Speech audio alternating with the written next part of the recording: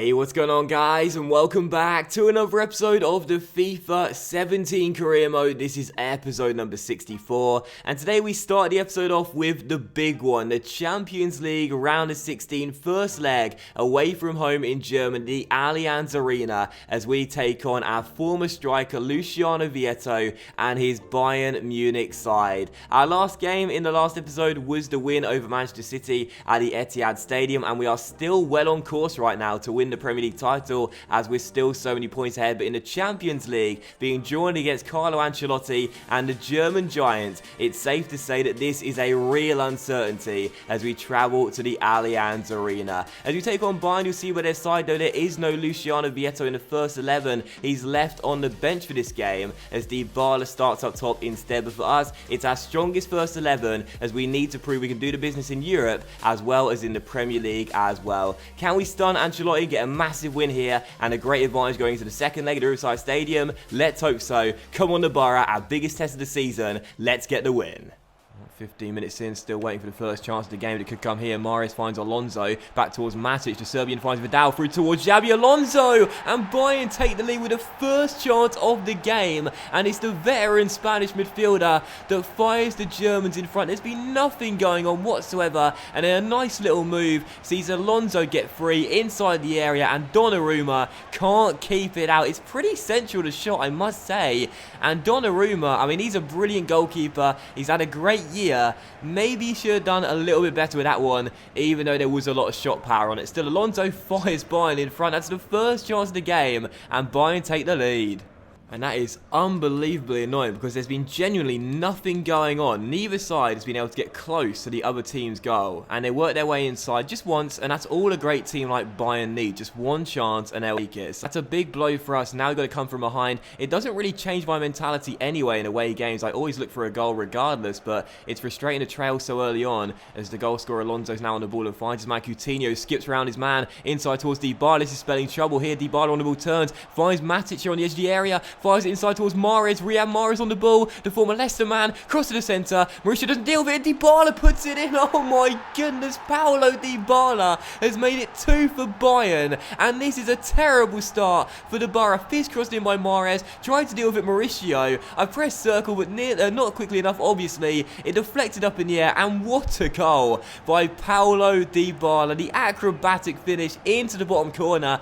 And this is not looking good. We are doing so well in the Premier League right now, but in the Champions League, our first season in this competition, round of 16, first leg, 2 goals down in 20 minutes. Worst possible start for normally such a great defensive team. What's going on? Easy cardio over the top towards Diego. We need a goal. We need someone to get us back in this game. Diego cuts inside. He's got Icardi inside. Finds him through the gap. If you can, it might drop to Salah at the far post. Man with Salah. The facial comes inside and fires it into the back of net. And we needed that. Quickly picks the ball up. And we get ourselves that away goal to get back in the game and back in the tie. Little bit of luck with a tackle coming straight to Salah. Takes a fake shot. Sets himself. Fires it in. 2-1. And the deficit is halved. What? The deficit is halved. We needed that goal. Salah gets it, 2-1 to Borough. Come on, terrible start. Let's get back in it. Mahrez hustled by Menendez, and Bayern will try and keep hold of the ball before early half-time whistle. They're giving it straight to Icardi, who's inside, and Neuer bails out his man with a big save. They lost the ball inside their own penalty area, and I should have punished them for that. We still trail by 1. Corner comes in, and the header, it's gone in! The header's gone in! And I think it's an own goal. It's Diego who's celebrating. There's no way he's claiming it, but it's 2-2, and I think it's an own goal of Riyad Mahrez. It missed everyone, and the man on the line couldn't get it off. Maybe João Cancelo put him off. But how on earth have Bayern failed to get the ball cleared out? I don't know. And it is indeed an own goal of Riyad Mahrez. It says 3 goals in the Champions League. I don't think that will count in the top scoring charts. But still, Bayern have conceded for a second time. We've come back from 2 goals down to make it 2-2 just before the break. And I've got to say, we've got a huge helping hand in both goals. 2-2. What a thriller here at the Allianz Arena as we are all square going into the break. What a half. Here's Coutinho for Bayern. No chances in the second half with just over 10 minutes to play. How about this? Kimmich, though, comes down his left flank, deep cross to the far post. Can Mahrez win it? No. And Ward-Prowse did well. Oh, no, he didn't. Dybala. Oh, for goodness sake. I tried to get the ball clear again. And once again, I almost gifted Bayern a goal. Great save by Gianluigi. Well, we've won a corner with just over 30 seconds of normal time to play. I've done nothing in the second half. Imagine if we win it here. Diego to take it. Need a good delivery. Whips it into the middle and looks for Cancelo. It might drop down to Wilson, who flicks it over. He's heading on the volley. Oh, what a save by Neuer. What a save by Manuel Neuer. And Callum Clutch Wilson almost produced the most incredible goal I've seen this series. Flicked it over his head. Volley there. But Manuel Neuer turns it onto the bar and Bayern will escape. What a save by Neuer. Absolutely unbelievable. The way he reacted to that shot, I felt for sure it was going to flash past him with so much shot power, but what a stop. And now a chance for Bayern to win the game here. Bojan takes it around Mauricio. Still Bojan on the ball. Goes for goal himself. Oh, it's just wide the post. And that was the final kick of the game as well. So final score at the Allianz Arena with my throat so sore.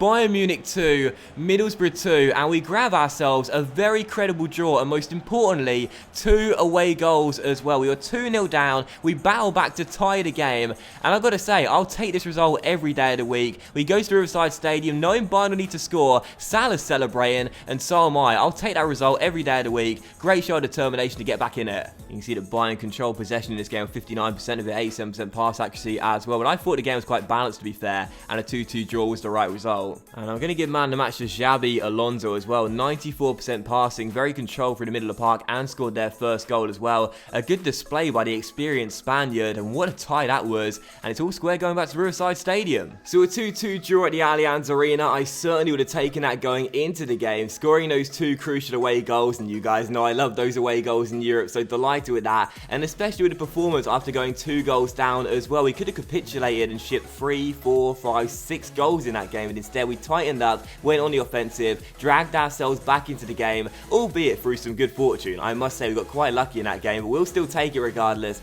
And a 2-2 draw going back to Riverside Stadium. I'm confident we can shut Bayern Munich out and get ourselves through to the next round of the Champions League. So as we move on then into March, you can take a look at the youth squad report there. The boys in the academy looking really good right now. And Sean Baker, I've said it a few times, but I can't wait to promote the guy. And also a squad report as well. You can see how the players currently getting on. Menendez now to an 85 overall. Absolutely fantastic. One of the really good players in the side now to go alongside so many quality players as well, such as Salah now 86, Icardi 87. This has been like a breakthrough year from being a good team to a really good team. Like this Borough side right now is very, very good. And the business we've done this season is what's got us to where we are right now. And in the table as well, there are 14 games to go. And I touched on it at the start of the episode right now. Despite the loss to Manchester United and looking a little bit shaky to start the new year, we are still 13 points clear of Chelsea in second place and have a game in hand as well. So we're still well on course right now in the Premier League, and it's looking really, really good. And also a question for you guys today as well, as Portugal offered me the job. Should I take the Spain job? I rejected the Portugal offer. I've managed them before, and I've managed Spain before as well, but should I take the Spain job? I don't know why.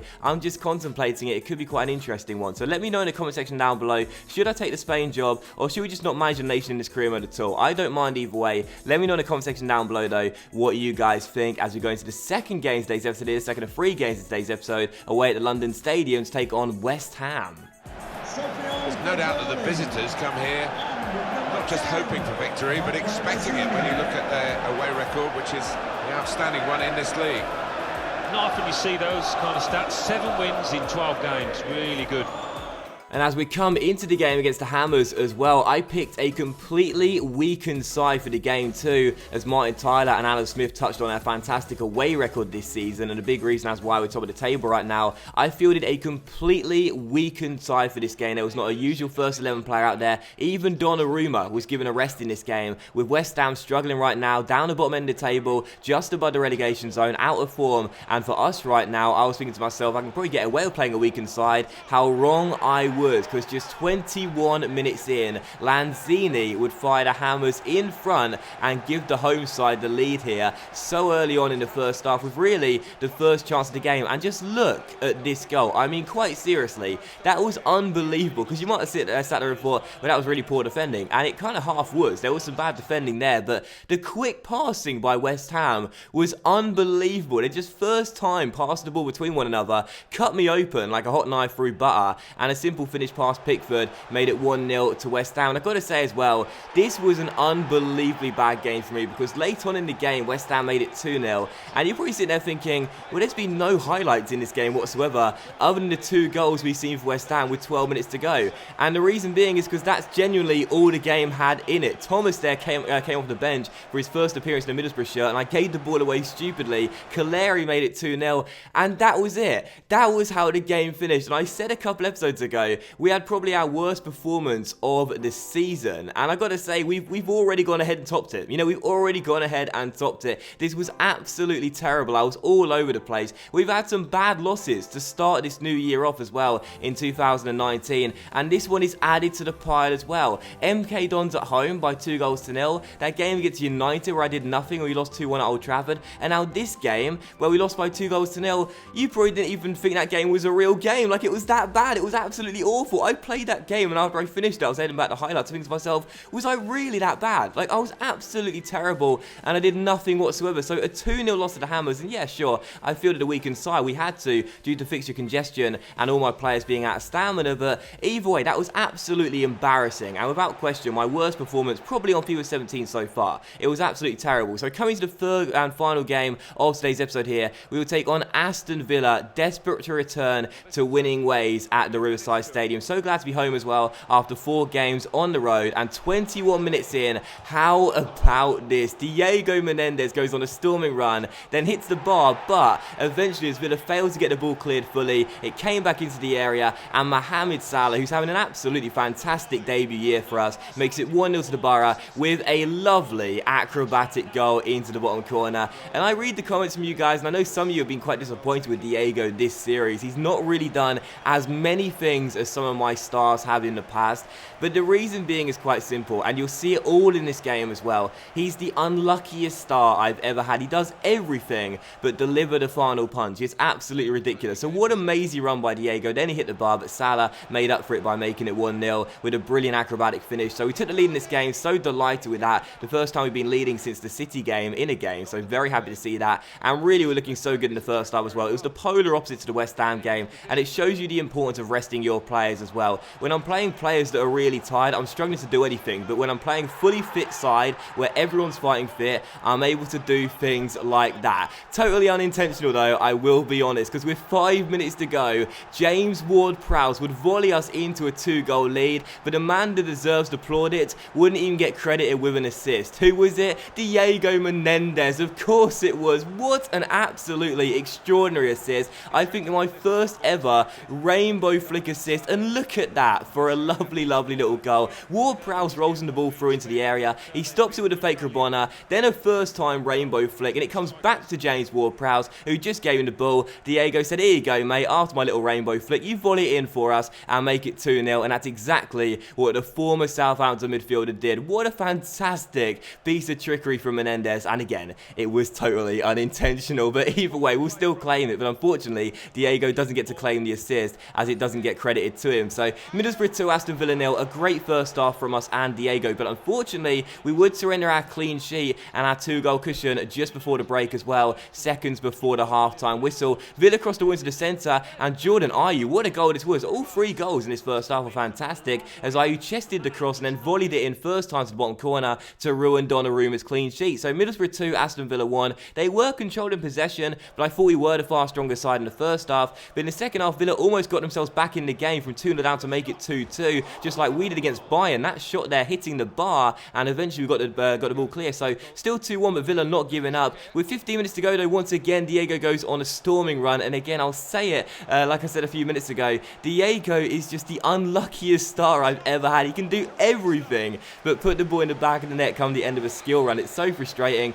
Lovely moves there, but a good save by Golini, and it was still 2-1. And from the corner, Diego whips and it was cleared away. We got it back towards our scout feature star, though. I was really feeling it with him in this game. He was playing so well. I was doing everything right, but unfortunately, as you see, the one problem I had was that I couldn't find the back of the net with him. So final score, Middlesbrough 2, Aston Villa 1. The unluckiest youth star I've ever had, Diego Menendez. But he did get man of the match in this game for having a hand in both of our goals, which are really, really nice. And of course, that second goal in particular, what a lovely assist there. The rainbow flick assist to Ward-Prowse in a pretty balanced game, to be fair, but I still felt as though he did deserve to win the game with the amount of clear-cut chances we created. So that will end today's episode of the FIFA 17 career mode, guys. So a big thank you for watching. I really hope you have enjoyed it. I am very sorry there were no videos for the past 2 days, although I did stream on Tuesday night, and thank you to all of you guys that did make it to the stream. Really do appreciate that. Have been feeling a little bit under the weather, but I'm back now, and videos will be uploaded daily once again from this point onward. So thanks for watching this episode. Hope you have enjoyed it. If you have, then please leave a like, and I'll see you for the next episode of career mode very soon.